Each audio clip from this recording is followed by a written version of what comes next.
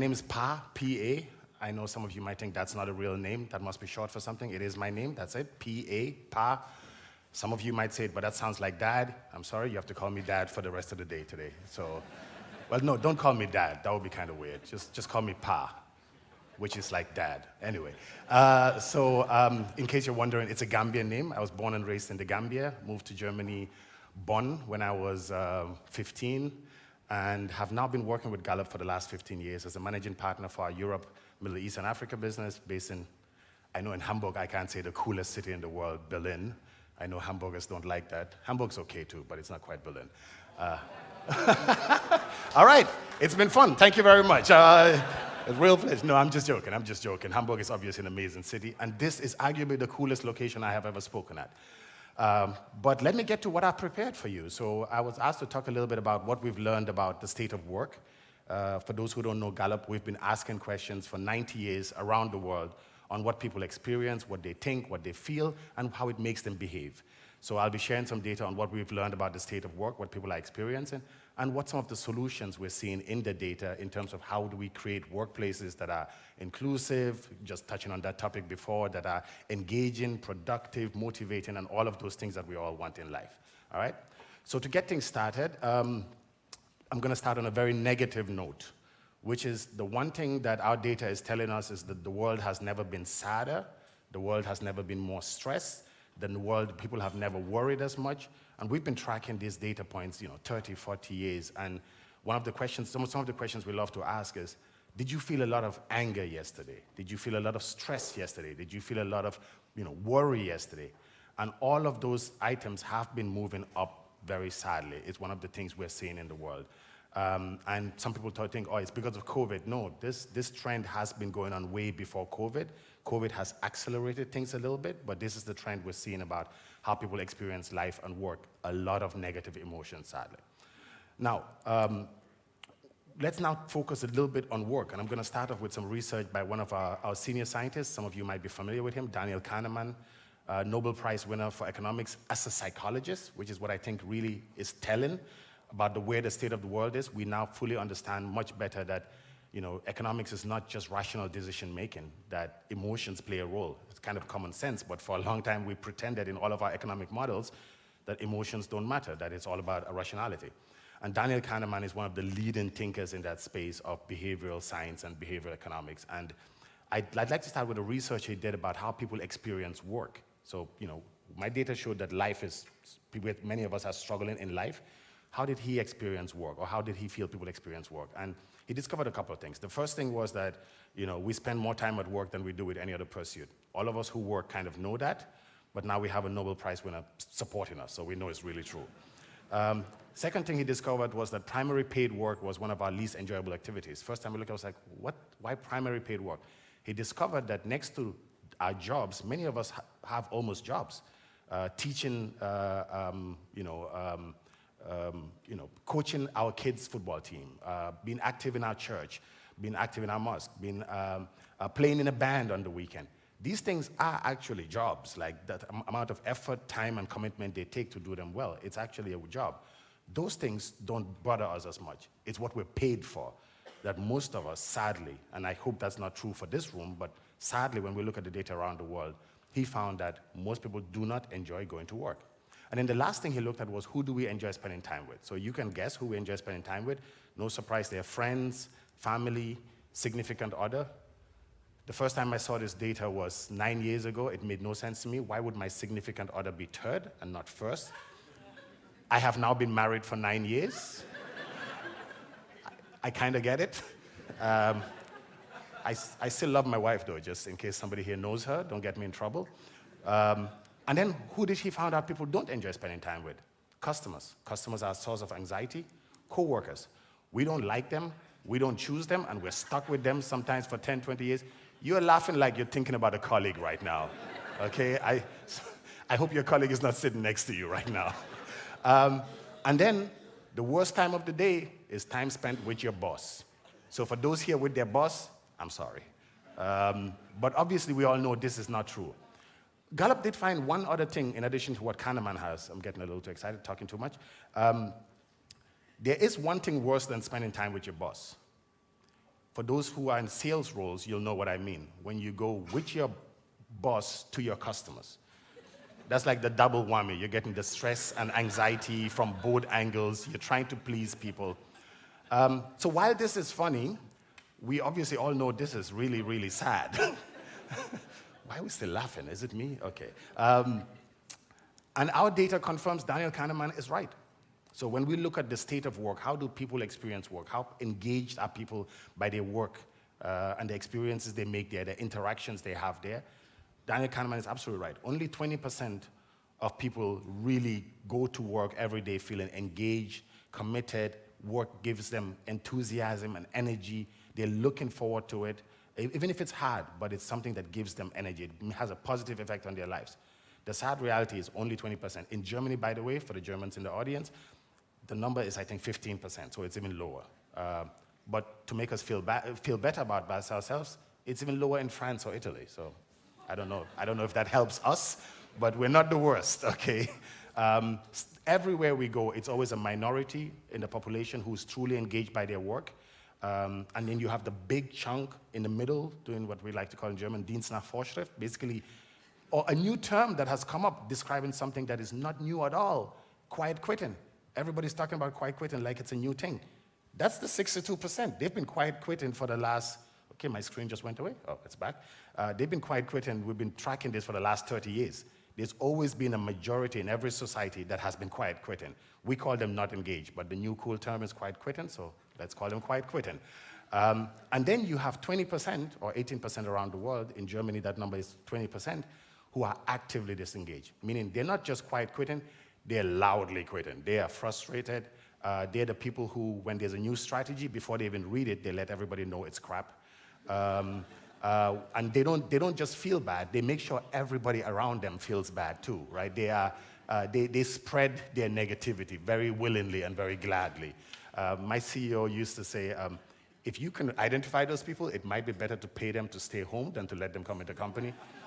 And while that sounds like a joke, it is true. These are, and to clarify, these people are not bad people. They have been treated like crap at work. They're not listened to. Nobody cares about them. They make suggestions they're ignored. Their colleagues treat them with disrespect. That anger doesn't come from being bad people. Every organization we have looked at, people join the company engaged. They have a honeymoon period, and you look at them 2 months later, it's gone down. 3 months later, it keeps going down. Disengagement or active disengagement is the product of the environments that we create in our workplaces, not because these people are bad. I feel I need to say that because my CEO always says, find those people and get rid of them. We think they're the problem. They are not the problem. Our workplaces are the problem. All right.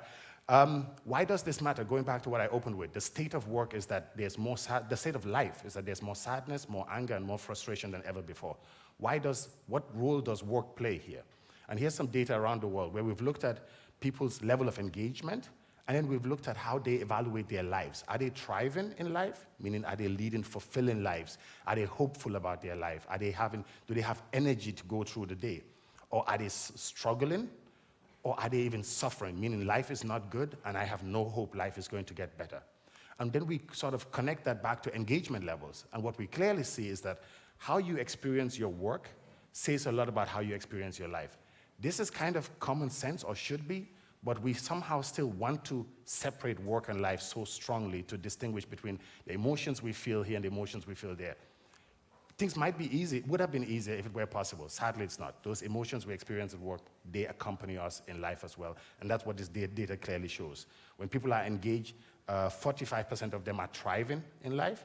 When people are actively disengaged at work, that number drops down to 13%. So the quality of our lives is strongly influenced by the quality of our work. And what else does that influence? How we experience work, how engaged we are. Well, it influences two things that I think matter to all of us. In the disruptive and transformational phases we find ourselves in as societies, as organizations, it is important that people come along for the ride. So one of the questions we like to ask is, do you support changes that are happening in your organization? Well, it depends on how engaged you are. You know, you've all seen these studies about how most change programs fail, they don't deliver on the synergies that were promised, and, you know, is it because the strategy wasn't good enough? No, it's because people are not engaged. Because if people are engaged, 67% of them will support any change that is happening. in the organization. They are supportive. They will put their energy behind it. When people are actively disengaged, that number drops down to 24%, meaning how difficult is it to drive change in societies, in organizations, with a disengaged workforce? Well, the data here is clearly showing us it's very, very difficult. But it's not just about change. It's also about whether we're being innovative, whether we're bringing new ideas to the table. Are different ideas, we just had the topic of inclusion, and are different opinions valued and appreciated? Well, if people are engaged, they work in an environment where that is inclusive, that does appreciate different ideas.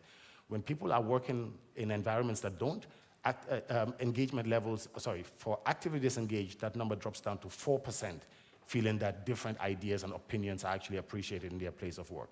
So again, we see how engagement influences the culture and the environment that we live in. Now, two questions I want to answer as we sort of wrap this up. Okay, this screen keeps going on and off, just in case anybody can take care of that. I'll look at this one here. Two things. One, what do we think is the problem here?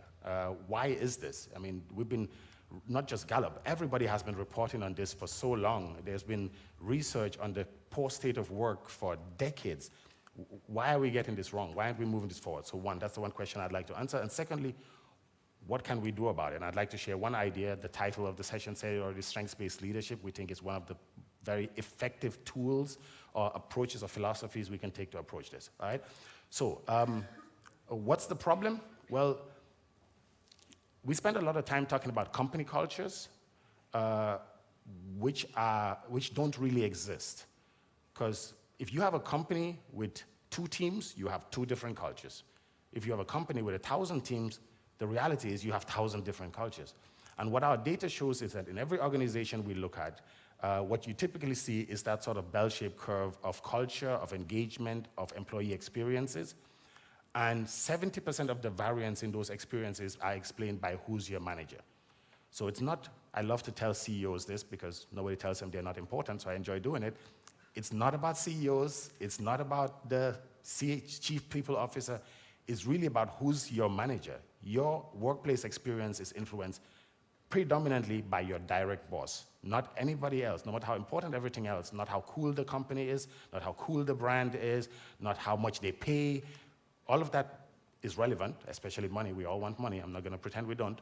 But what influences your workplace experience and your workplace emotions are directly who's your boss. Our data shows that 70% of the variance in our employee experience and engagement levels are influenced directly by your boss.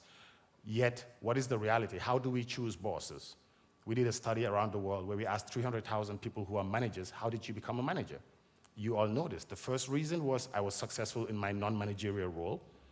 So the worst reason to make somebody a manager, because you're giving them a task that has nothing to do with what they did previously to be successful. Bad idea. Second idea is even sadder, and this is consistent. Like, I love research we do around the world where we get globally consistent findings, and this is one of those. From China to Germany to the US to Gambia, the top 2 reasons why people become managers are success in a non-managerial role, 1, and 2, tenure. I've been around long enough, eventually they had to promote me too. Tenure is the second most common reason people get promoted to become managers. Not because they enjoy it, not because they're good at it, not because they have the talent for it, no. They've just been around long enough. So if you're looking to get promoted, just wait it out. It's eventually gonna happen. By the way, the third reason was a good reason. The third reason in the data was I had a mentor. Somebody saw something. Now, that's a good reason. That actually makes sense because it means it's based on something somebody saw in me. But our top 2 globally consistent reasons are terrible reasons. So the reason we are such a disengaged population, world, we have crappy managers.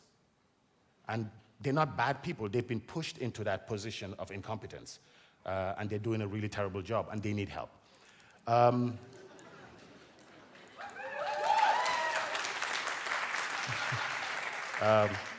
Crap, that was so positive. Now I'm going negative again. Should I stop now? Can I just end now? No. They need help also because they have no clue. So one of the studies, this is German data, we asked managers, do you think you're a good manager? 97% of managers are like, I got this. I'm good. I know what I'm doing. Well, 69% of employees are like, no, my manager is not so good. So obviously, managers are disconnected. So one of the things that I think organizations we need to do is just provide that feedback. And you will know Gallup does it through data. How do we use data to help managers understand where they are? To just create that Fremdbild, Selbstbild, the self-perception and how others perceive us. These managers don't wake up wanting to be bad managers. I'm sure those managers exist as well, but most managers don't wake up trying to be terrible. It's not their objective to make our lives difficult. They just don't know that they're doing that, and they need help on that front. So that's the one thing. It's really about the manager. The second thing, in terms of what can we do about it, at Gallup, we firmly believe in the philosophy of strengths-based leadership, because our data has clearly showed that human beings have a negative tendency, but what happens when in how we lead and manage people, are we managers who ignore our people, which is the worst thing you do? When you ignore people, active disengagement is at 40%. It's like with kids, for those who have kids. When do our kids cause the most trouble? At least mine. When they feel ignored for a while, things break in the house. They just break everything. That might just be my boys too, I don't know. But it's typical. When you ignore people, it's the worst thing you can do to me. See me, right? People want to be seen and heard. So when you focus on their weakness, the numbers improve. Active disengagement drops down to 22%. But if you focus on what is right in people, which doesn't mean that we ignore what is wrong, but can we emphasize what is right? I'll give you an example. When your kids, for those who have kids, when your kids come home with their Zeugnis, with their school report, which subject do you typically look at first? For some sick reason, which is our poor children, we look at the grade where we expect the fünf, like the worst grade. We just know it's going to be the 5 again. We look like, great. Noch mal eine 5 in Mathe. Here we go again. Like, just great. And then we try to turn it into positive, like, oh, but you're good in history. Well, you already killed my spirit by starting there. So what happens when we focus on what is right is that we actually just make people more open to whatever we're trying to convey to them, whatever message we're trying to share, however we're trying to trigger them. But it's sadly not what we naturally do. Because, and maybe I should have done this exercise. Actually, let me do this exercise here. If you get a list of your top 10 strengths and your top 10 weaknesses, hands up, who looks at the top 10 weaknesses first? Be honest to yourself. All right, well, this is a more optimistic audience than the world, okay? Because the world, I think it's 65% goes straight to their weaknesses. We have a natural negative bias. Human beings, as part of our evolution, negative emotions trigger us more. Nobody likes to hear this, but hate is stronger than love. I know we all wish love were stronger, but love has no chance. Hate kicks love's ass every day, all day. You go to a great restaurant, you tell 10 people. You go to a terrible restaurant, you tell 100 people. You've all seen, some of you will know Daniel Kahneman's work in this space on, how our reference point changes and how negative emotions we just associate. -1 feels like -20, +1 feels like +1. Something is sadly wrong with us, but it was a survival mechanism in a very dangerous time in our evolution. When everything around us was trying to kill us, it was good for us to be constantly afraid and constantly think the worst is going to happen. Think about the individual that heard something that sounds like a snake. The optimist said, oh, maybe it's not a snake. That optimist died. So our ancestors were the ones who heard something that sounded like a snake, and they just ran. They just run. Don't even think. Assume the worst. Well, the world is not everything around us is trying to kill us anymore. We still behave, though, like everything is trying to kill us. It's how we lead people. It's how we lead our own selves. Think about your own self-talk. When you think about yourself, you think about everything that's wrong with you. We have that tendency not to think about what is right in us. And strengths-based philosophy or strengths-based leadership is about leading in a way that focuses on what is right in people. And sadly, because it's not natural to us, this is German-specific data, global data is a little bit better. Germans are a little better at being negative. Just a little bit. Just a little bit. It's not meaningful, by the way. I don't want to make this a German bashing session, but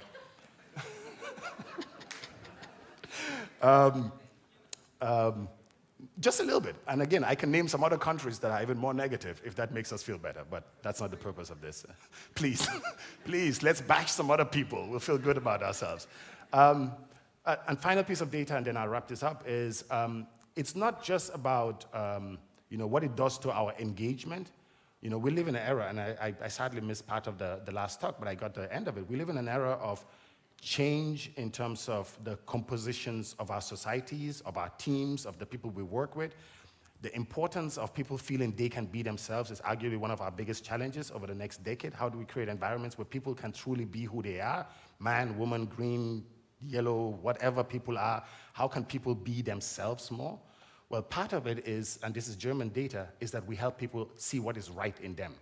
And we have a clear data where we show that when people have a manager who focuses on their strengths and positive attributes, we have a significantly higher likelihood of people feeling they can be themselves.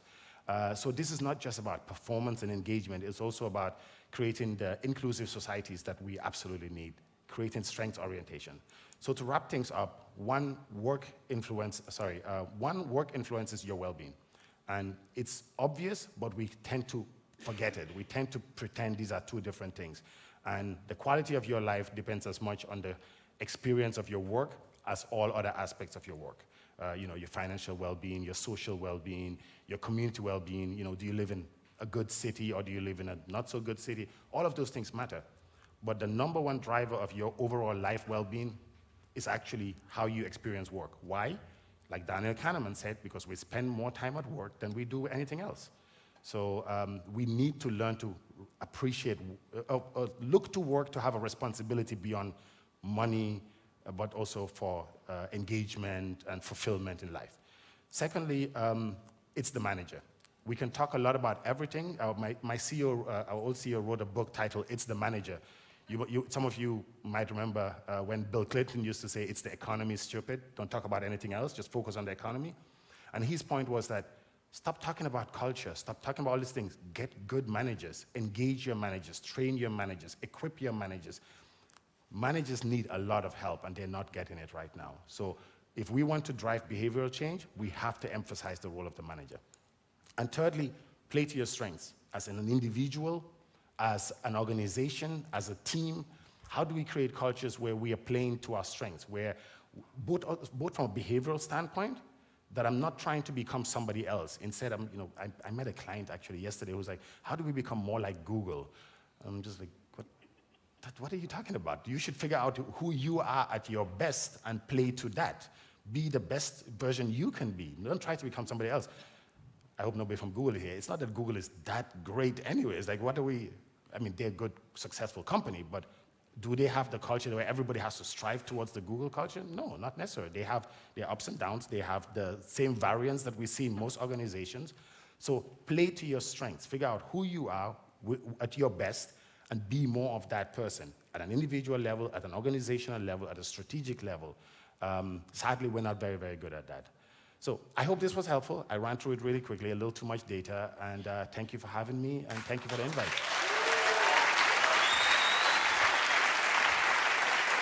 Thanks very much.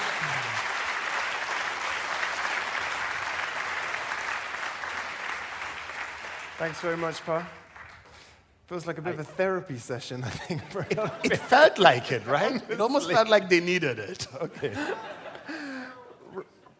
Do you have a question already? Raise your hand if you're a manager.